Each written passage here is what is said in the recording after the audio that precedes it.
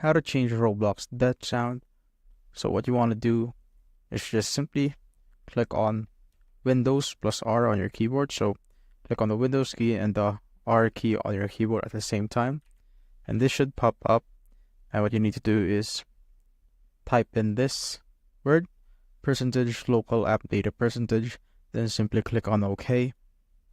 Once that's opened up, there will be a bunch of folders that will pop up right here. But what you need to do is just find the Roblox folder out of all of it. So I have mine right here. Then just simply click on versions. Then you will see these folders. So if you have multiple folders like me, so I have two, you just need to repeat the same process all over. So I'm going to use this one. Then once you're there, go to content right here. Then go to sounds. Now you will see the out sound right here. So what you want to do is delete that. So just simply click on it, then click on delete. Now I'm going to open up a link which I'm going to put in the description so that you could download the file also for the death sound. So we're now right here. What you need to do is just simply click on the download button. Wait for it to load. So I'll just put mine here on my downloads.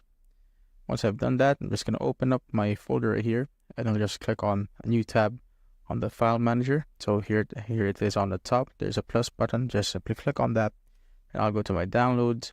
So I have the Roblox oof sound right there. I'll just simply right click on it. You need to extract it. So I have my 7-zip right here.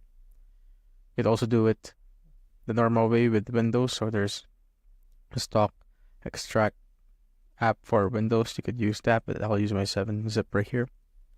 So once you've extracted it, you can delete the zip file and open up this oof sound. Now you could simply copy it just by right clicking on it, then click on copy right there, go back to the sounds folder here and just paste it.